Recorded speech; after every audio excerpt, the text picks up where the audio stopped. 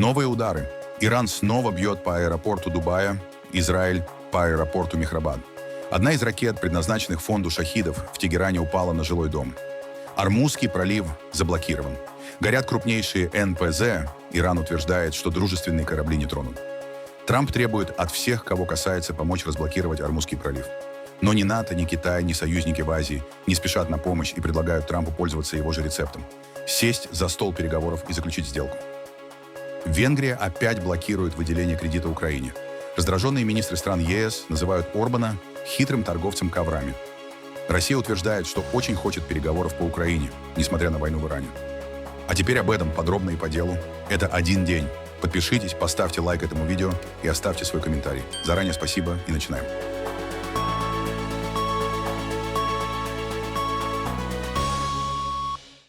Обнародованы снимки острова Харк в Персидском заливе, которые американские ВВС атаковали в субботу. На фотографиях заметны повреждения военных объектов – бункеров, ангаров и позиций береговой обороны и аэродрома. По данным иранских источников, нефтяные терминалы и резервуары не пострадали, и экспорт нефти через остров продолжается. Как сообщал Пентагон, американские удары были направлены на снижение возможностей Ирана блокировать Ормузский пролив. Разрушения коснулись именно военных объектов, а гражданская инфраструктура осталась нетронутой. Рано утром в понедельник над иранской столицей Тегераном поднялись густые черные клубы дыма, а иранские государственные СМИ сообщили о громких взрывах в столице. Один большой пожар был виден в центре Тегерана, а другой на западной окраине города. Время взрыва совпало с заявлением израильских военных, сделанным рано утром в понедельник, в котором говорилось о начале серии ударов по инфраструктуре Тегерана. Представители элитного корпуса Стражей Исламской революции Ирана заявили, что израильские истребители нанесли удар по аэропорту Мехрабад, самому загруженному воздушному узлу страны. В Тегеране спасатели разбирают завалы после авиаудара по жилому району, который был нанесен в понедельник. По словам местных жителей, целью могло быть старое здание фонда шахидов. Однако ракета попала в жилые дома рядом. Есть погибшие, многие люди остаются под завалами. На улицах много поврежденных автомобилей, спасатели выносят раненых на носилках, работают поисково-спасательные команды. Армия Израиля заявила, что наносит удары по объектам инфраструктуры иранского террористического режима в Тегеране, Ширазе и Тебризе. Третья атака иранских дронов на международный аэропорт Дубая. Воздушное сообщение временно приостановлено, возгорание взято под контроль. Как уточнило Управление гражданской авиации Объединенных Арабских Эмиратов, запрет полетов введен в целях безопасности пассажиров и сотрудников, сроки возобновления рейсов пока не объявлены. По данным пресс-офиса Дубая, пожар затронул один из топливных резервуаров, но вскоре был локализован. Полиция временно перекрыла движение на дорогах и в тоннелях, ведущих к аэропорту, а авиакомпания Emirates приостановила рейсы в Дубай. По данным Flightradar 24, в понедельник самолеты несколько часов кружили в небе, ожидая возможности подойти к аэропорту. Часть самолетов была перенаправлена в международный аэропорт Аль-Мактум. С начала войны противовоздушная оборона ОАЭ перехватила более 1500 иранских дронов и почти 300 ракет. Погибли 6 человек, включая 4 мирных жителей. Конфликт США и Израиля с Ираном вызывает хаос в авиации. Рейсы отменяются, переносятся и перенаправляются. Воздушное пространство региона остается частично закрытым, а цены на топливо продолжают расти. Порт Фуджейра продолжает гореть уже в течение 3 дней. Спутниковые снимки зафиксировали густой черный дым над портом сразу после удара 14 марта. По данным системы NASA WorldView, пожар начался в субботу, нефтехранилища продолжают гореть и в понедельник. Как сообщили агентству Reuters источники в отрасли, погрузка нефти в порту приостановлена после атаки беспилотника, вызвавшей пожар в промышленной нефтяной зоне Эмирата. Фуджейра – ключевой экспортный узел нефти за пределами Ормузского пролива. Через порт проходит около 1 миллиона баррелей нефти в сутки. Примерно 1% мирового спроса. Это уже второй серьезный сбой в работе порта за последние дни после атак иранских дронов. Президент Дональд Трамп призвал помочь обеспечить безопасность Ормузского пролива, ключевого судоходного маршрута для транспортировки нефти и сжиженного газа, предупредив, что НАТО ждет очень плохое будущее, если союзники не окажут помощь. Также Трамп заявил, что его администрация ведет переговоры с 7 странами о защите Ормузского пролива на фоне войны против Ирана. Он призвал эти государства обеспечить безопасность судоходства в стратегически важном водном пути. Хотя он не назвал все 7 стран, Трамп ранее выразил надежду, что к операции присоединятся Китай, Франция, Япония, Южная Корея, Великобритания и другие государства. Мы ведем переговоры с другими странами о совместной охране пролива. И, думаю, получаем хорошие отклики. Если получится – отлично, если нет – тоже отлично. Например, Китай получает около 90% своей нефти через Ормузский пролив. И было бы хорошо, если бы другие страны вместе с нами его охраняли. И мы готовы помочь больше. С точки зрения военной мощи, мы, насколько мне известно, победили Иран. Я требую, чтобы эти страны пришли и защищали свою собственную территорию. Ведь именно с этих мест они получают энергию. Они должны прийти и помочь нам в охране. Можно даже спорить, что, возможно, нам не нужно там находиться вообще, ведь у нас много собственной нефти. Мы – крупнейший производитель в мире. Вдвое увеличили производство, и, думаю, оно еще выше. Но мы это делаем почти по привычке, а также ради очень хороших союзников, которые у нас есть. Что касается меня, мы, по сути, победили Иран. Думаю, они могут немного посопротивляться, но не сильно, совсем чуточку. Мы уничтожили их ВВС, как вы знаете, их флот, их системы ПВО. У них почти нет ПВО. Мы ликвидировали их руководство 2 или 3 раза. Может быть, 3. Скоро узнаем. Они хотят вести переговоры. Отчаянно хотят. Но, думаю, сейчас они к этому не готовы. Они хотят переговоров, как и должно быть, но не готовы делать то, что нужно. Думаю, в какой-то момент они будут готовы. У Ирана почти не осталось огневой мощи. У них остался минимум ракет. Как вы видите, их очень мало. Знаете почему? Потому что их просто немного. И потому что мы уничтожили их производственные мощности. Аналогично с дронами их осталось около 20%, хотя кое-что еще есть. Они достаточно крепкие, но дронов стало меньше, и мы бьем по местам их производства со вчерашнего дня. Мы знаем, где они находятся. Да, мы разговариваем с ними. Но, думаю, они пока не готовы, хотя близки к этому. Так что я не знаю, хотим ли мы вообще заключать сделку, но они очень хотят ее заключить. Министр иностранных дел Ирана Аббас Аракчи раскритиковал Соединенные Штаты за то, что они просят союзников о помощи в возобновлении работы Ормузского пролива, одновременно требуя от Ирана капитуляции. Американцы просят другие страны прийти и помочь им, чтобы Ормузский пролив оставался открытым, что, конечно, с нашей точки зрения, так и есть. Он закрыт только для наших врагов, для тех, кто совершил несправедливую агрессию против нашей страны и для их союзников. Мы не отправляли никаких сообщений в США. Мы не просим о прекращении огня, но эта война должна закончиться таким образом, чтобы она больше никогда не повторилась. Также МИД Ирана заявил, что Ормузский пролив, ключевой транспортный узел, через который проходит около 1/5 мирового объема сырой нефти, не закрыт, а функционирует в особых условиях. Два жестоких режима поджигают нашу страну и навязывают нам свою власть. И всякий раз, когда они сталкиваются с трудностями, проблемами с обеспечением себя оборудованием или проблемами в самообороне, они устраивают фиктивное перемирие, а через некоторое время снова начинают подобную агрессию. Как Америка, так и сионистский режим, а также все их союзники, в принципе, не должны иметь возможности использовать Ормузский пролив для нанесения ударов по Ирану. Это вопрос логики, и он также признается международным правом. В связи с условиями, наложенными на Ормузский пролив, и нестабильностью, создаваемой Америкой и сионистским режимом, проход и транзит судов происходят в особых условиях. Безусловно, ни одно прибрежное государство в такой ситуации не позволило бы вражеским кораблям и судам свободно проходить для укрепления своих позиций или осуществления агрессивных действий против прибрежного государства. Наши вооруженные силы смело и с честью объявляют о каждом нанесенном ударе. Они без колебаний заявляют, например, о том, что был нанесен удар по конкретной американской военной базе в определенной стране региона. Что касается случаев, когда удары не были целенаправленными, они также четко о них заявляли. Основываясь на признанном в международном праве принципе, согласно которому мы можем защитить себя всеми силами, мы подчеркиваем, что все, на что мы нацеливаемся в странах нашего региона, включая военные базы, объекты и имущество, принадлежащие Соединенным Штатам, не должно рассматриваться как нарушение суверенитета или территориальной целостности стран региона. МИД Катара заявил, что Эмират не против выполнять роль посредника в урегулировании конфликта с США и Израиля с Ираном, но пока о подобных переговорах речь не идет. Первоочередная задача – убедить Иран прекратить нападение на соседей по Персидскому заливу. Что касается ваших слов о посредничестве, я думаю, мы слышали от обеих сторон, что в настоящее время активного посредничества не ведется, то есть ни со стороны иранцев, ни со стороны американцев. Мы не видели никаких официальных документов по этому поводу. Нам неизвестно о каком-либо официальном посредничестве, которое в настоящее время имеет место. Единственное, что нам нужно сделать, это чтобы Иран прекратил нападать на страны, которые на него не нападают, чтобы он прекратил нападать на страны Персидского залива и на страны арабского мира.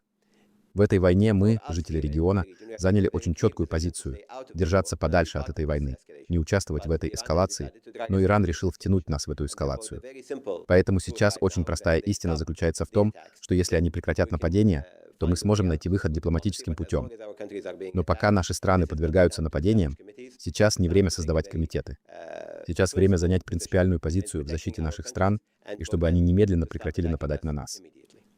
Министр обороны Германии Борис Писториус дал прямой и четкий ответ на предложение Дональда Трампа европейским странам обеспечить проход кораблей через Ормузский пролив.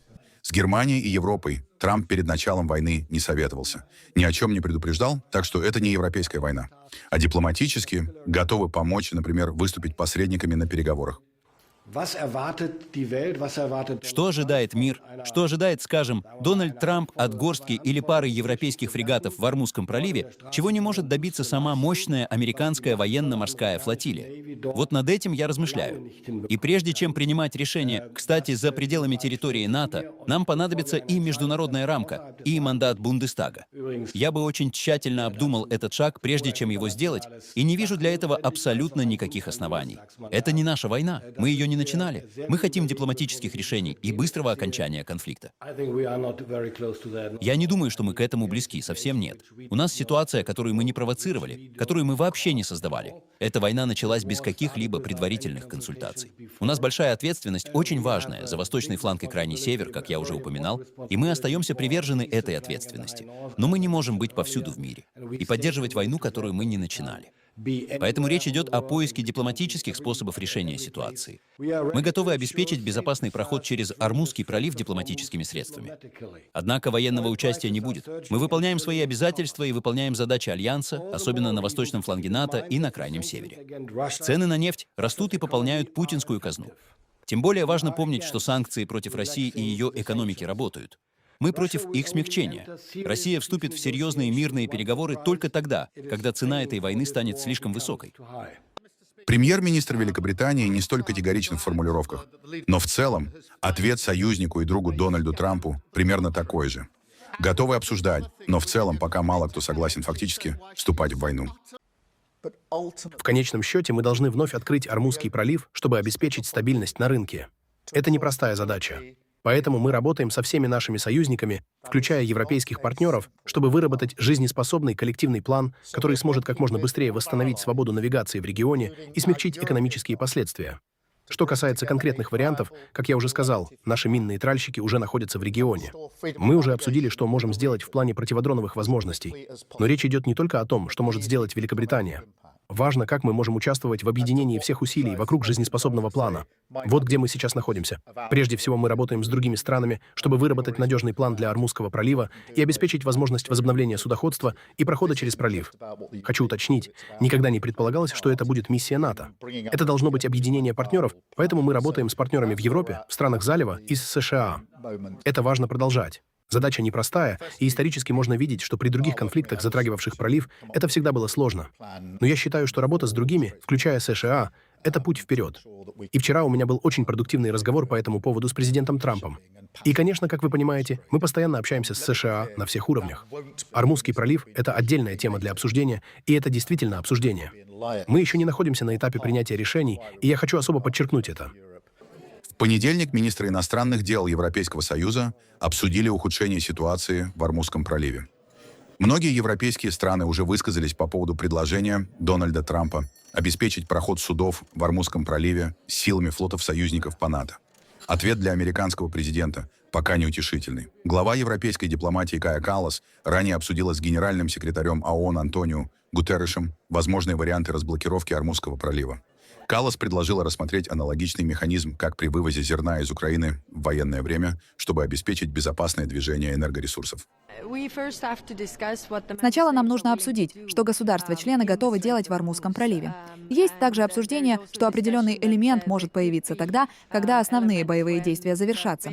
Но, разумеется, необходимость открыть Ормузский пролив существует уже сейчас. Поэтому сегодня мы будем это обсуждать. Мы видим, что смягчение Соединенными Штатами санкций в отношении российской нефти — это опасный прецедент, потому что сейчас нам нужно, чтобы у России было меньше денег на ведение войны, а не больше.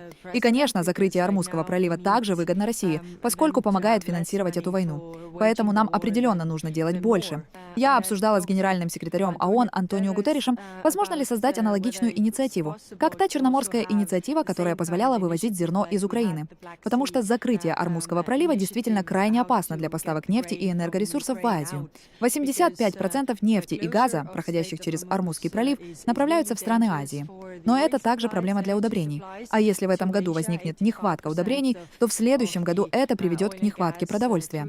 Поэтому мы обсуждали с Антонио Гутерришем, как можно реализовать такую инициативу. Со своей стороны у нас есть миссии и операции в регионе. У нас есть миссия Аспидес, и, разумеется, мы будем обсуждать с государствами-членами, возможно ли действительно изменить мандат этой миссии. Я не вижу, чтобы НАТО принимало какое-либо решение в этом направлении или могло взять на себя ответственность за Ормузский пролив. Если бы это было так, соответствующие органы НАТО занялись бы этим вопросом. Мы сегодня обсудим этот вопрос вместе. И, конечно, все заинтересованы в обеспечении свободы судоходства. Это касается Красного моря. И это как раз мандат миссии Аспидес, так же, как и в отношении Ормузского пролива. Прежде всего, мы хотим узнать у Израиля и у Соединенных Штатов Америки, когда они намерены достичь своих военных целей в Иране. Когда у нас будет понимание этого, мы считаем, что нужно перейти к следующей фазе. Фазе, в которой должна быть определена архитектура безопасности для всего этого региона совместно с соседними государствами. И это, безусловно, потребует вступления в переговоры с Ираном в рамках такого процесса. В то же время очевидно, и мы видим это каждый день этой войны, что иранский режим представляет серьезную угрозу для своих соседей, для всего региона, для свободы судоходства и для мирового экономического развития. Нельзя допустить, чтобы эта угроза сохранялась. В этом мы полностью согласны с нашими партнерами и друзьями в Израиле и Соединенных Штатах. Поэтому сегодня я также выступаю за введение санкций против тех, кто несет ответственность за блокаду Ормузского пролива. Чего мы ожидаем от Соединенных Штатов и Израиля, это информировать нас, вовлекать нас в то, что они там делают, и сообщать нам, достигнуты ли эти цели. Большое спасибо. Я просто хочу напомнить, что НАТО обычно действует тогда, когда один из его членов подвергается нападению. Хочу напомнить, что никто из нас напрямую атакован не был. Единственная страна ЕС, по которой сейчас наносились ракетные удары, это Кипр. Но Кипр, насколько мне известно, не является членом НАТО. Поэтому на данный момент нет оснований задействовать 5-ю статью. Но, как я уже сказал, шантаж — это тоже не то, чего я хочу. Второй вопрос, который в понедельник обсуждали министры иностранных дел Евросоюза.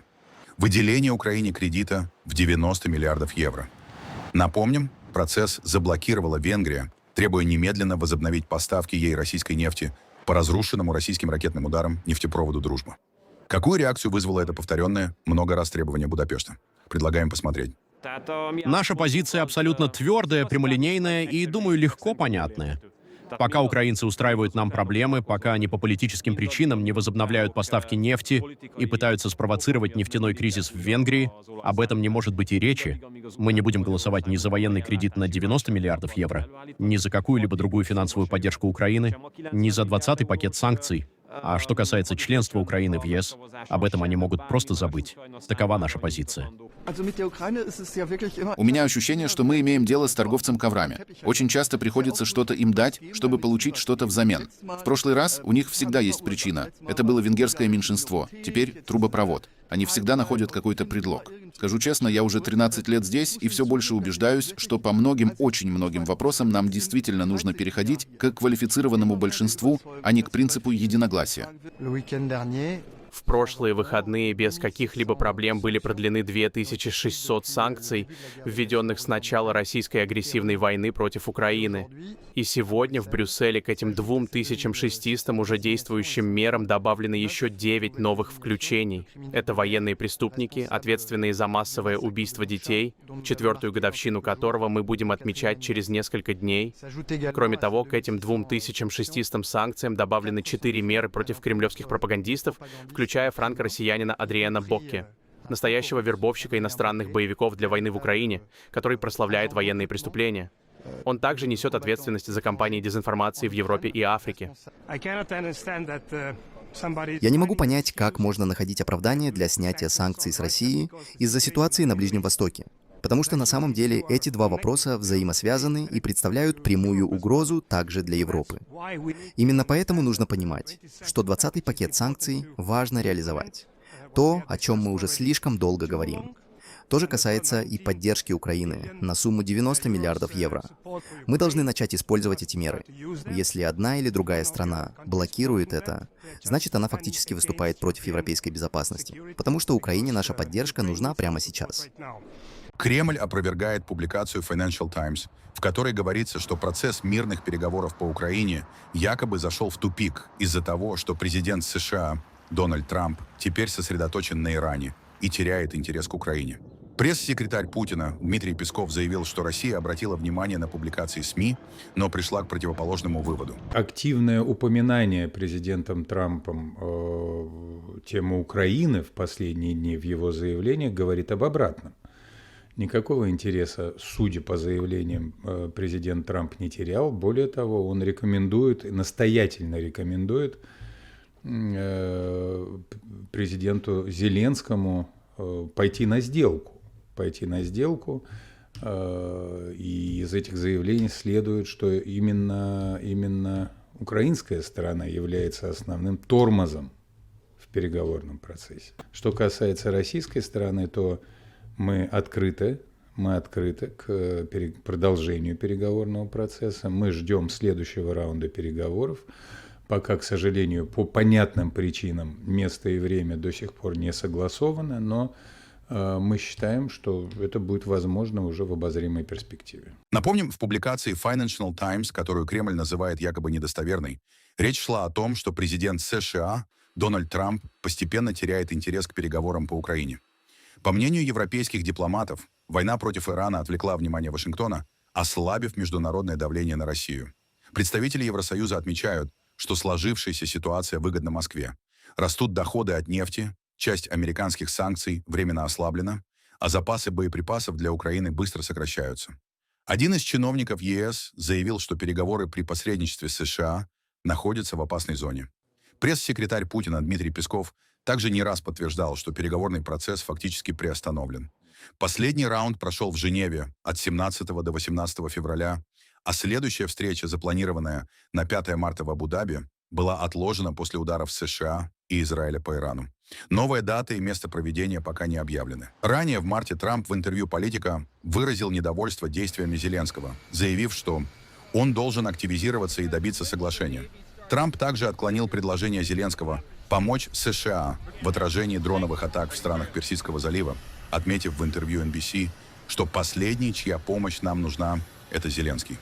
Financial Times также отмечала, что Москва продолжает отвергать попытки европейских стран играть более заметную роль в мирном процессе. В частности, в прошлом месяце советник президента Франции по национальной безопасности Эммануэль Бон и дипломат Бертран Бухвальтер приезжали в Москву, где провели переговоры с помощником президента России Юрием Ушаковым. По словам источников, французская сторона настаивала на том, что европейские союзники Украины должны участвовать в переговорах. Однако, как рассказал один из европейских дипломатов, ответ Юрия Ушакова был предельно жестким. «Извините, но вообще-то нет, идите ***», передал слова Ушакова высокопоставленный европейский дипломат. Китай опять призвал США, Израиль и Иран прекратить военные действия в Ормузском проливе, предупредив о рисках для мировой торговли и энергопотоков. Представитель МИД КНР Лин Цзян заявил, что нестабильность на Ближнем Востоке может вызвать самые серьезные экономические последствия в мире. Последняя ситуация в Ормузском проливе и прилегающих водах была напряженной, что нарушает международные торговые маршруты для товаров и энергии и подрывает региональный и глобальный мир и стабильность. Китай вновь призывает все стороны немедленно прекратить военные действия, избегать дальнейшей эскалации напряженности и не допускать, чтобы региональная нестабильность сильнее повлияла на глобальное экономическое развитие. Ситуация на Ближнем Востоке влияет на глобальную энергетическую безопасность, и соответствующие страны должны немедленно остановить военные действия, чтобы предотвратить более серьезное воздействие региональных потрясений на мировую экономику.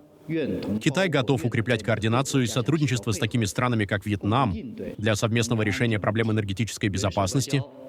Дипломатия на уровне глав государств играет незаменимую стратегическую руководящую роль в отношениях Китая и США, и обе стороны поддерживают коммуникацию в связи с визитом президента Дональда Трампа в Китай.